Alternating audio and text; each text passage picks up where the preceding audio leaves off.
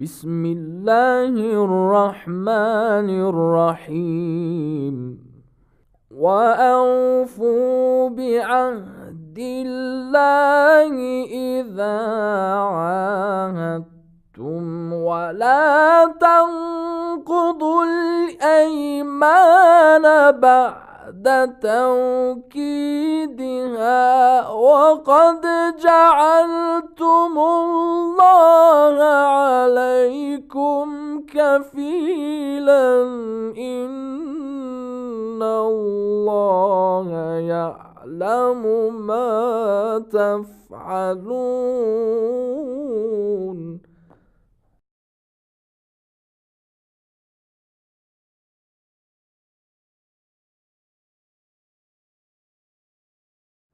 اعوذ باللہ من الشیطان الرجیم بسم اللہ الرحمن الرحیم وبہ نستعین وهو خیر ناصر ومعین والحمد للہ رب العالمین والصلاة والسلام علی محمد وآلہ الطاہرین اللہم صل علی محمد وآل محمد وعجل فرجہم اما بعد. السلام علیکم دوستو، پھر سے ہم آپ کی خدمت میں اپنے پروگرام کو لے کر حاضر ہوئے ہیں. ہمارا پروگرام جو ہے وہ کھانے پینے کے سلسلے میں ہو رہا تھا. پچھلے پروگرام میں ہم نے آپ کے سامنے بیان کیا تھا کہ کن کن چیزوں کا کھانا حرام ہے، کن کن چیزوں کا کھانا حلال ہے، اور کافر ملک سے جو چیزیں اپنے ملک میں وارد ہوتی ہیں یا خود جو ممالک جو ہیں وہ مسلمان نہیں ہیں ان میں جو چیزیں بنائی جاتی ہیں ان کا استعمال کرنا کس صورت میں جائز ہے، کس صورت میں وہ حلال ہیں، کس صورت میں حرام ہے. یہ ساری چیزیں ہم نے آپ کے سامنے بیان کی تھی. آج کے پروگرام میں کچھ حلال غذائیں جہاں کچھ بعض مقامات ایسے بھی ہیں کہ جہاں پر حلال غذا جو ہے وہ حرام ہو سکتی ہے. مثال کے طور پر جو ہے وہ بغیر اجازت کے ہم کسی کے یہاں جا کر جو ہے وہ کسی کا سامان اٹھا کر کھانے لگیں یا کسی کے باغ میں سے کچھ توڑ کر کھا لیں تو اس طریقے سے جائز نہیں ہوگا. ٹھیک ہے، اس کا کھانا جو ہے وہ جائز ہے، لیکن وہ اس کے لیے جائز ہے جس کی ملکیت ہے یا جس کو وہ اجازت دے. بغیر اجازت کے جائز نہیں ہے. یہاں پر آج جو ہے وہ کچھ مسائل آپ کے سامنے ایسے بیان کریں گے کہ جن میں بیان کیا جائے گا کہ بعض افراد کے یہاں جو ہے وہ بغیر اجازت کے کھانا پینا جائز ہے. ان کو ہم آپ کے سامنے بیان کریں گے. یعنی اگر انسان کچھ کھانا چاہتا ہے، اگر وہ اس کی ملکیت ہے تو اس کے لیے جائز ہے، لیکن اگر وہ اس کی ملکیت نہیں ہے اور اس کا اختیار نہیں ہے اور اس کو کھانے کی اجازت نہیں ہے تو اس کے لیے جو ہے جب تک اس کا مالک جو چیز کھانے کی اس کا مالک اجازت نہ دے دے تب تک اس کو کھانا جائز نہیں ہے. چاہے وہ چیز جو ہے جو چیز کھانے کی ہے وہ کافر کی ہے. مثال کے طور پر کوئی باغ ہے کافر کا ہے، یا کوئی کافر جو ہے وہ غیر مسلمان جو ہے وہ ٹھیلے پر آم بیچ رہا ہے اور کوئی جائز اور کہے کہ بھئی یہ کافر ہے، اس کا آم اٹھائے کھا سکتے ہیں، اس کا پھل کھا سکتے ہیں. ایسا کچھ نہیں ہے. چاہے وہ کافر کی ہو، اس کی چیز کو جو ہے بغیر اس کی اجازت کے نہیں کھایا جا سکتا ہے. ایسا کافر کہ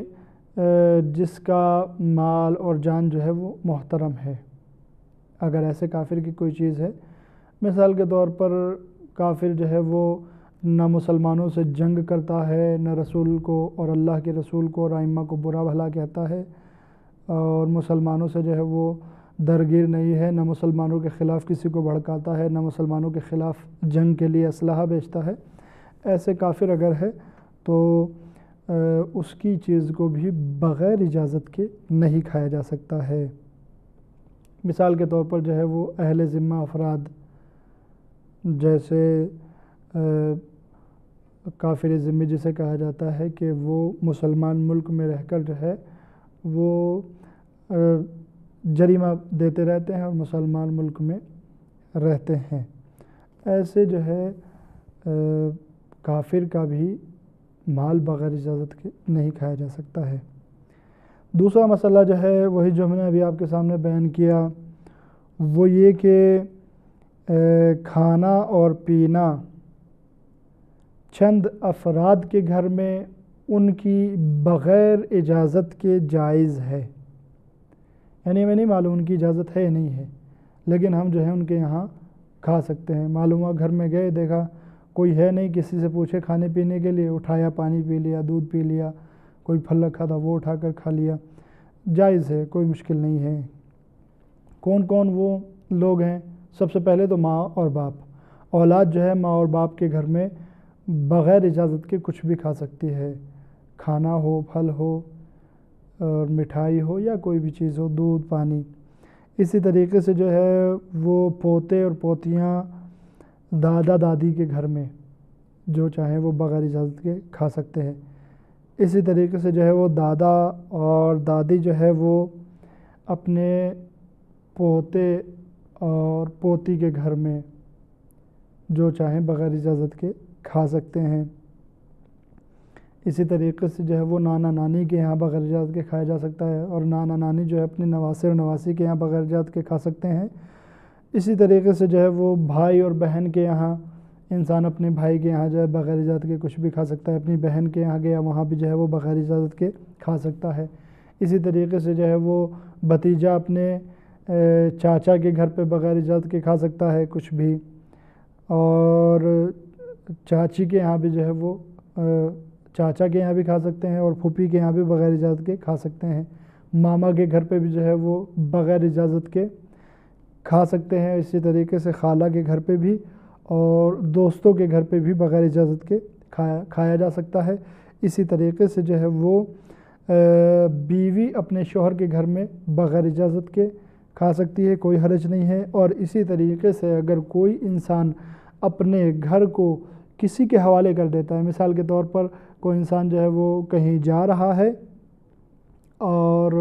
اپنا گھر کسی کے حوالے کر کے چلا جاتا ہے، وکیل بنا کے چلا جاتا ہے اپنا کسی کو، تو اس وکیل کے لیے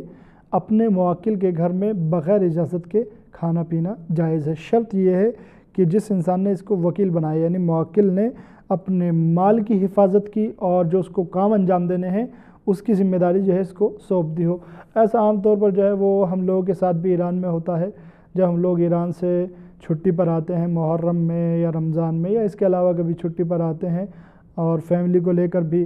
جب طلاب اور مولانا حضرات آتے ہیں ایران سے، تو اپنے گھر پر معمولاً جو ہے وہ کسی نہ کسی کو چھوڑ کر آتے ہیں، اپنا وکیل بنا کر آتے ہیں، تو اس صورت میں جو ہے اس کے لیے مولانا کے گھر پہ کھانا پینا اور جو چیزیں وہاں کھانے کی ہیں ان کو استعمال کرنا جائز ہے۔ یعنی یہ کہ انسان جو ہے وہ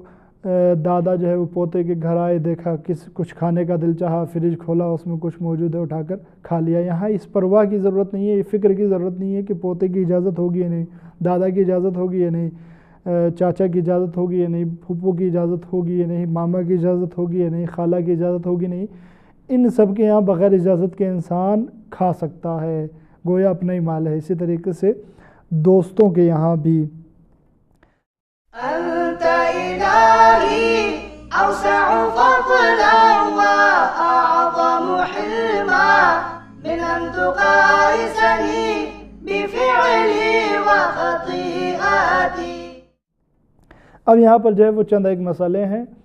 ٹھیک ہے کھانا جائز ہے لیکن بالکل بے لگام نہیں، کچھ حد و حدود ہیں، ان کو ہم جو ہے یہاں چند مسائل کی صورت میں آپ کے سامنے بیان کریں گے۔ سب سے پہلا مسئلہ یہ ہے کہ ابھی جو ہم نے بیان کیے ہیں کہ کن کن کے گھر پر جو ہے وہ بغیر اجازت کے کھایا جا سکتا ہے، اس صورت میں کھا سکتے ہیں کہ جب معلوم ہو کہ یعنی یہ نہیں معلوم کہ وہ راضی ہیں یا نہیں ہیں، لیکن اگر یہ معلوم ہو جائے کہ راضی نہیں ہیں تب جو ہے وہ مسئلہ کام نہیں آنے والا ہے کہ وہ توضیح المسائل میں لکھا ہوا ہے کہ چاچا کے ہاں جو ہے بغیر اجازت کے کھا سکتے ہیں، لیکن چاچا کھڑے ہوئے کہہ رہے ہیں بیٹے تمہیں اجازت نہیں ہے یہ کھانے کی، پھوپھی جو کہہ رہے ہیں بیٹا یہ پینے کی، یہ دودھ پینے کی اجازت نہیں ہے، دادا کہہ رہے ہیں اجازت نہیں ہے میرے گھر پہ کھانے کی، یا جو ہے وہ ماموں کہہ رہے ہیں بیٹے یہ چیز کھانے کی اجازت نہیں ہے، تو یہاں جو ہے اب وہ شرعی مسئلہ کام وہ والا مسئلہ کام نہیں کرے گا، بلکہ یہاں یہ والا مسئلہ آ جائے گا۔ اگر یہ معلوم ہے کہ ان کی اجازت نہیں ہے اور وہ راضی نہیں ہے کھانے سے، اجازت تو چھوڑیے، اگر یہ معلوم ہے کہ وہ راضی نہیں ہے ہمارے کھانے سے،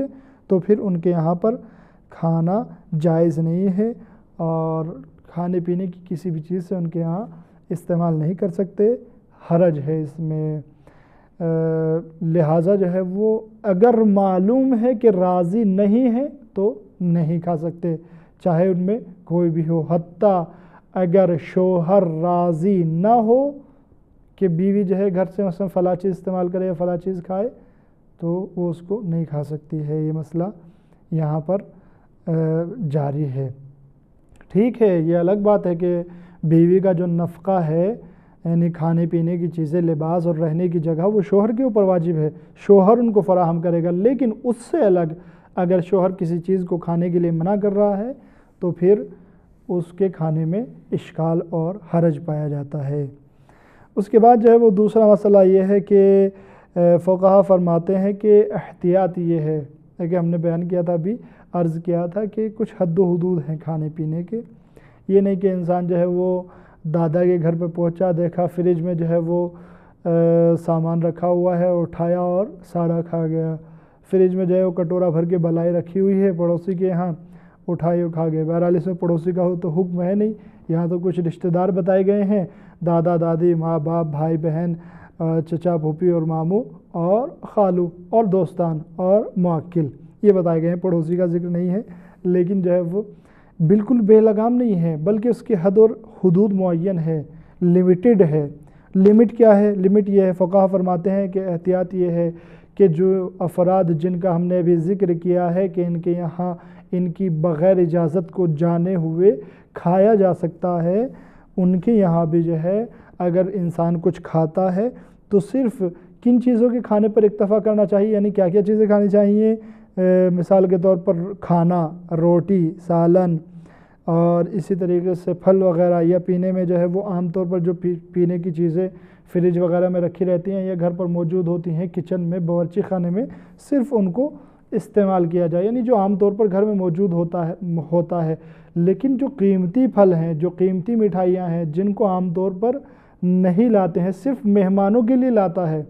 لایا جاتا ہے، اور انسان انہیں دیکھ کر سمجھ جائے کہ ہاں یہ مہمانوں کے لیے رکھی ہیں، مہمان آنے والے ہیں، رشتے کے لیے، سگائی کے لیے، یا کسی اور عنوان سے مہمان آنے والے ہیں اور یہ مہمانوں کے لیے رکھی گئی ہے، لہٰذا ایسے موقع پر جو ہے وہ انسان کو احتیاط کرنی چاہیے اور صرف وہ چیزیں کھانی چاہیے جو عام طور پر گھر میں موجود ہوتے ہیں۔ اگر ایسے پھل یا ایسی مٹھائیاں نظر آ رہی ہیں جو خاص موقع کے لیے ہوتی ہیں، مہمانوں کے لیے لائی گئی ہیں، یا مجلس وغیرہ کے لیے تبرک لایا گیا ہے، عام طور پر کھانے کے لیے نہیں ہے، ان چیزوں سے پرہیز کرنا چاہیے، ان کو نہیں کھانا چاہیے، بلکہ جو ہے وہ صرف معمولی طور پر عام چیزیں جو موجود ہوتی ہیں گھر میں انہی کو کھانا چاہیے۔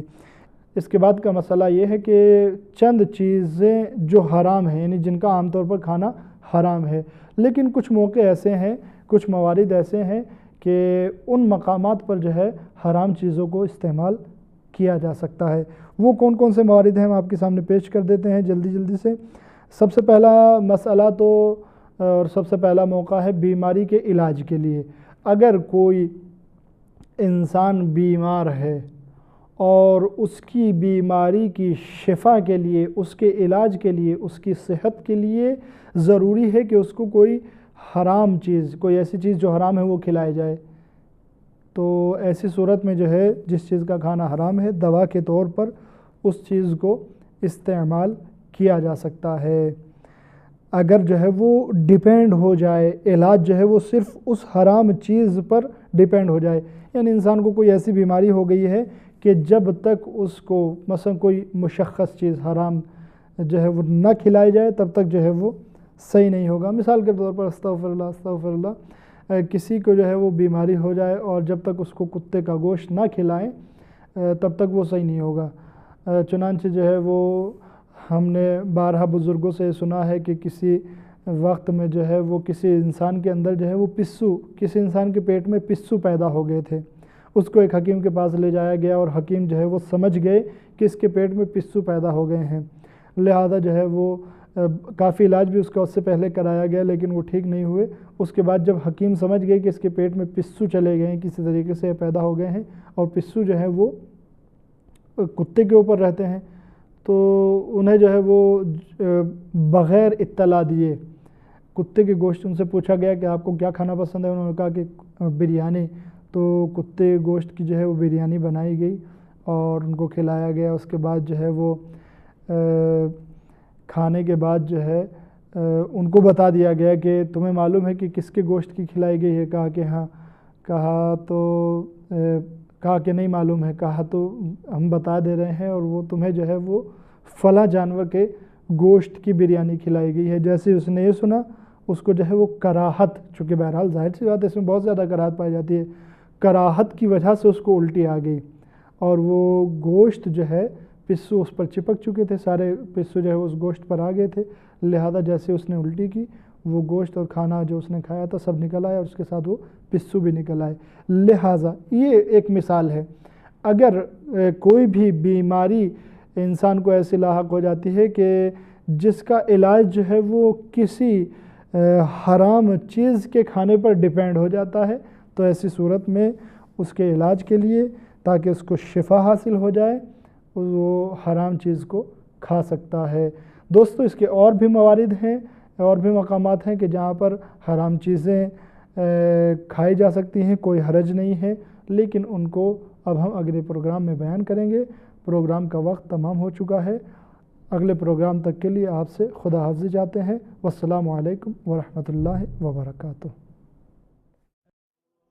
أسألك يا رب قلبا سليما ولسانا صادقا، وأستغفرك لما تعلم، وأسألك خير ما تعلم، وأعوذ بك من شر ما تعلم، فإنك تعلم ولا نعلم، وأنت علام الغيوب، برحمتك يا أرحم الراحمين.